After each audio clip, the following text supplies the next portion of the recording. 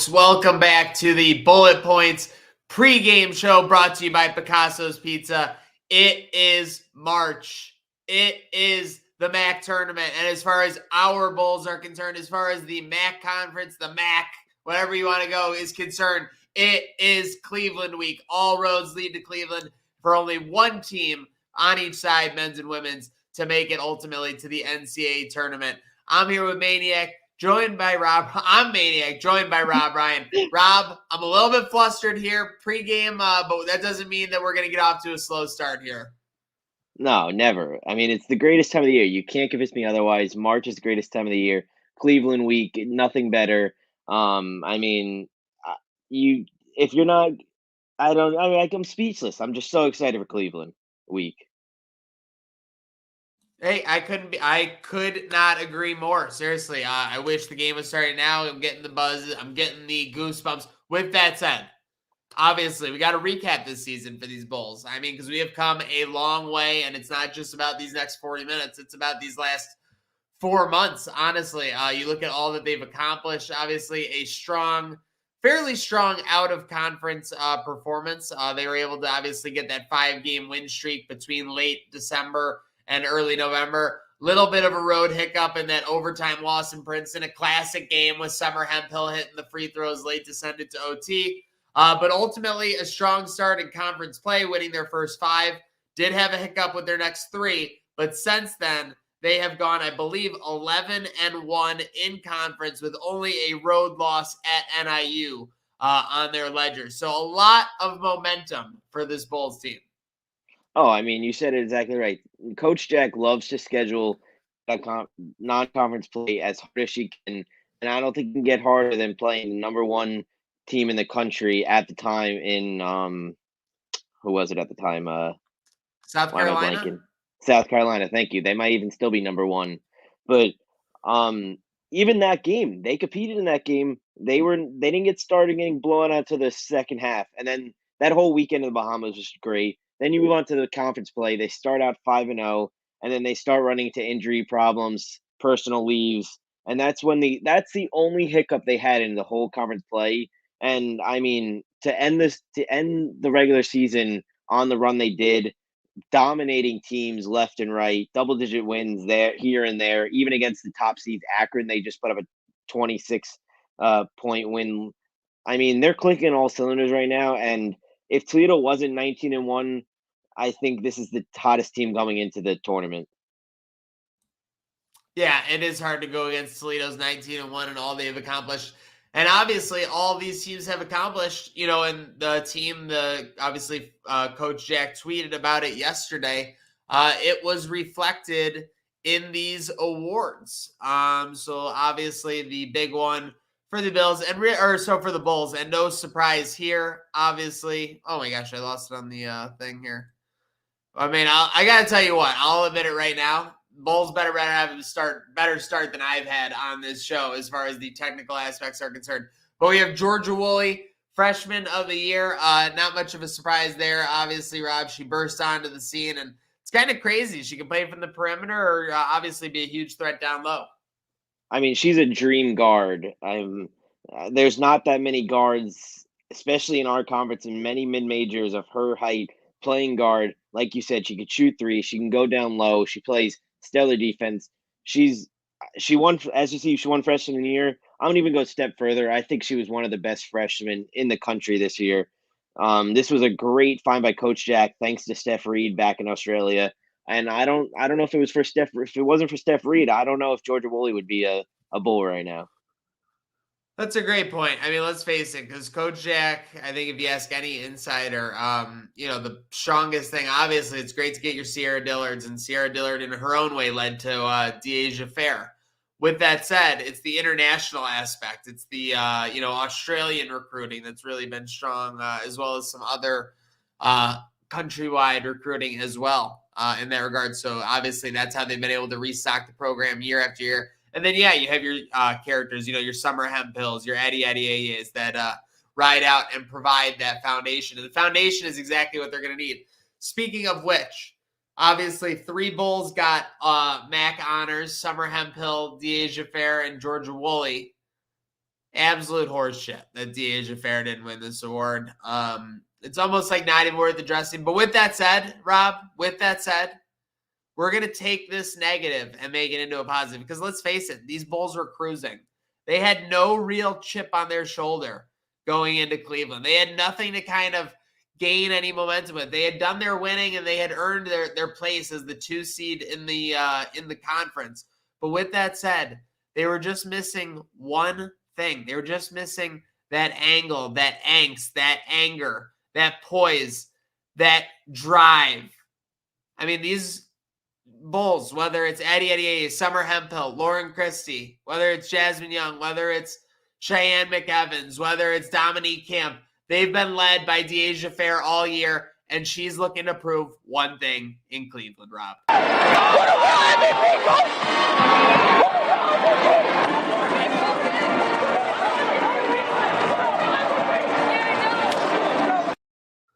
I'm telling you, I feel like I'm watching Deja vu right here, Rob, because you have this player from Rochester who's clearly the best player in the conference.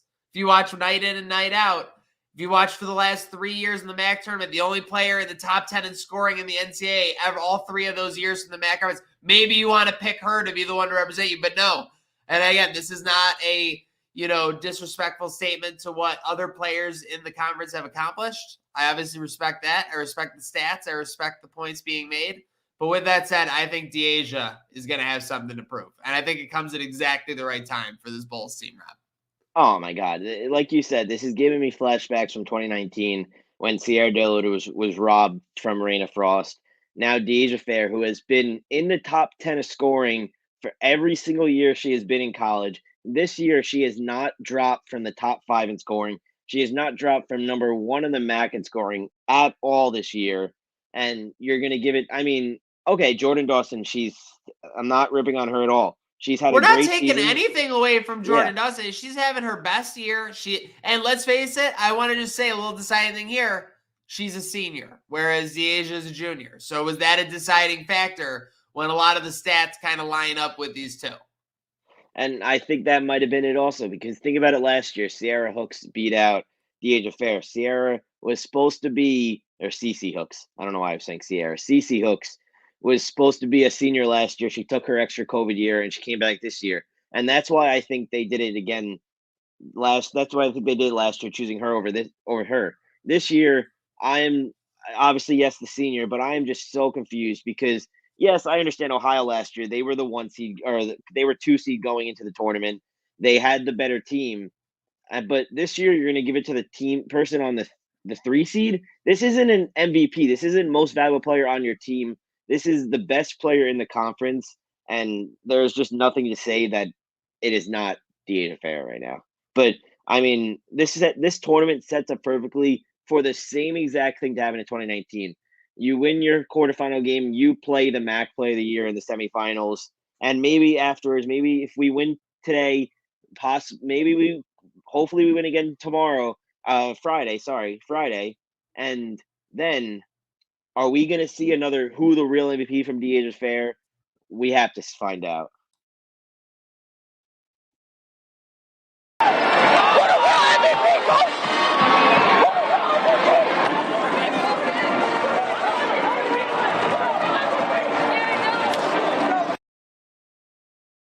And you were talking about it. Obviously, this tournament, a tremendous chance. And I'm getting a big 2019 vibe, but let's talk about it real quick. You got 2018. They have a great season. Falls short in Cleveland, if I recall, but they get the at-large, and they obviously go to the Sweet 16. They achieve everything there. They win it in 2019. They beat Rutgers in the round of 64, and then they were forced to play UConn at UConn in the round of 32. Like, what a fucking joke. You want to talk about some of the jokes that exist in this NCAA world? Don't even get me started with the MAC conference. I mean, that was the biggest joke I've ever seen. UConn. I loved Coach Jack's presser before that game was the greatest thing ever. She said that we have to kidnap I forgot she said, but she said the only way for us to They were win. like, how can you get an advantage on UConn, like, in this environment? They're like, she's like, I don't know, like, kidnap them? Like, like, stuff like that, basically. Yeah, it was literally just so ridiculous. There was no way to get an advantage. It's like the most ridiculous situation. And UConn weren't they even a 2 seed? They were we were a 10, so they were a 2. Yeah, such a joke that they're playing at home in the round of 32. Whatever. I mean, it's a joke. But I want to talk to you right now about Cleveland, FLJ. And the reason I bring it up, so you had that in 2018, that in 2019. Obviously, you had no tournament in 2020. So I know there was the loss to Kent State. I believe it was in 2020, but there wasn't anything to actually achieve. They canceled it before there wasn't the men's anything tournament. in the end. Yeah, they canceled it in 2020. In 2021, they fell to Bowling Green last year in the semis. Semis. Yep. Yes. Okay. So I just want to make sure. And Bowling Green won. Central Michigan won. Central Michigan. Okay. I bullied on that. Didn't feel like watching after our Bulls lost. With that said, you're seeing essentially this will be the 4th MAC tournament that can be won. This will be the 4th year where an NCAA tournament's happening out of the last 5. And this is a chance for Coach Jack to get that second tournament, get that second banner, and get that another banner for the NCAA tournament. Third banner for the NCAA bids. Second banner for the MAC tournament. Oh, third banner. No, for the she MAC won in tournament. 2016. Yes. Yep. Sorry. Don't mean to be putting no shade on Coach Jack's name. Last thing I want to be doing. But with that said, how key is this run, Rob, to kind of cementing that legacy? I mean, this run is key. I mean, we've heard the rumors all off season. We haven't heard them during the season, which is obviously expected, but there is that lingering rumor of her possibly going to her alma mater after this season. So this run is huge to cement her legacy. She's also possibly today, it's been very low key. She could possibly get her today if they win her 200th win as UB coach, which is a huge honor. She already has the most wins in UB women's basketball history, and to get that 200th, hopefully she gets 202 this week, and hopefully she gets more if we win and get to the tournament. But getting that 200th win today is going to be huge for her legacy. But I mean, like you said, 2016 the first ever MAC championship for UB women's basketball. 2018 first at large for the MAC. I think it might have been the first time ever. Winning to the Sweet 16, which was incredible. 2019 second one, that huge run as a 4 seed, and now 2019. Now this one, she's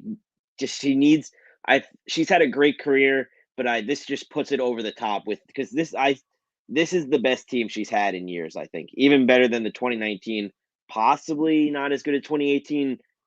But like this one is top. You haven't seen. Well, right now is the opportunity for this team to be as good as that 2019. Because let's face it, when they went into the tournament, that was where the Brittany Morrisons, that was where the Teresa Onwukas, that was where Hannah Hall was going off. Like, this is the chance for all those. This is the chance for Alea Gavin. This is the chance for, Jasmine Young when she gets in. This is the chance for the Dominique Camps. And, of course, the Georgia Woolies, the Deasia Fairs. And, of course, our super-duper senior, Summer Hemphill, leading the way, someone who knows Cleveland all too well and will be very comfortable in that arena.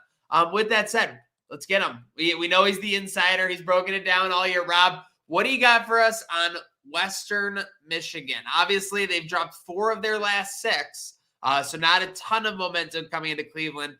But when I look at the score sheet and the way they can fill it up, kind of built similar to UB. They're led by 1 scorer, but then they have 2 or 3 that can get into double digits. Yeah, their top scorer is Lauren Ross. Well, the one difference against this team is they do play a lot of minutes, the whole team. Not unlike our team where our top 5, maybe 6, 7, they played most of the game. They get a bunch of double-digit minute players, almost 10 players it looks like. They almost get every single person into the game, it looks like. I mean, besides a few, those are just probably garbage. But the key is just to play the defense that we've been playing all year. And, I mean, with how our offense is going right now, the key to the game is defense and continue with the scoring from all aspects of the court. I mean, we've seen last game, Deasia Fair, possibly the worst game scoring wise for her, to only 2 points, but she wasn't needed. They had Georgia Woolley stepped up, Summer Hemphill stepped up, Addie stepped up, Lauren Christie stepped up. This is what I'm saying we haven't seen in a while, is that we're not being relied on 1 or 2 players. This whole team, any given day, could score double digits, and we're one of the highest scoring offenses in the MAC for a reason. And I think if we play our defense, you know what Coach Jack loves, under 59 points. If we're getting to 59, you know the record. We are winning this game, so it all starts with the defense, which leads to offense. Under 59 will be just fine. We got to get out and start strong against them. That's what they did when they played earlier this year. They were able to jump on them and take advantage. With that said, we'll get 2 more predictions from Rob here going down the stretch of our Bullet Points pregame show. UB getting ready for Western Michigan.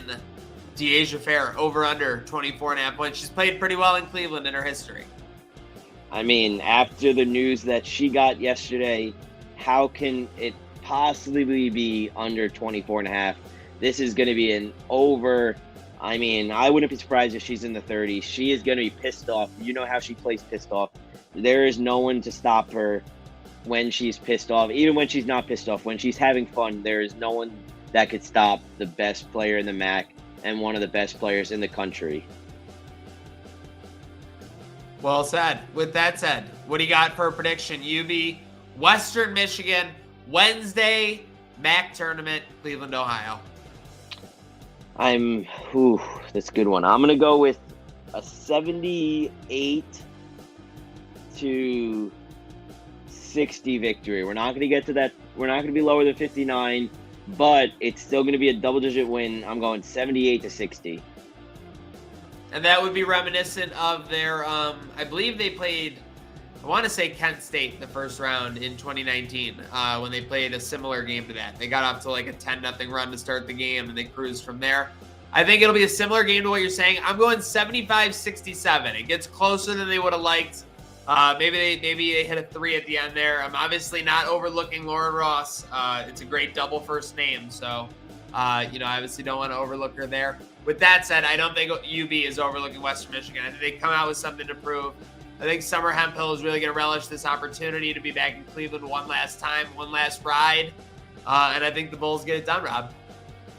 I agree. I mean, she's the only. I believe she's been here for every single championship so far. So maybe possibly the first one. Maybe 2016 she wasn't. I'm losing track now. She might have been, but she's going for that at least second, possibly third or fourth conference tournament look. And I think, bold prediction, I think she's going to break the record that she set in 2019 for rebounds in one this week, which I believe it was set at 20. 21 plus? I mean, she's been looking to get back to this point for years. She's playing her best basketball right now. That I agree with. Summer will not go out without a MAC championship. She had 18 points to close out the season in senior night. Let's hope the UB Bulls are not closing out their season. Let's hope we can take down the Western Michigan Broncos. Let's hope we can crush them. Let's hope we go to the semifinals of this MAC tournament, and let's hope that this UB stampede never stops. Let's take care of business. Let's go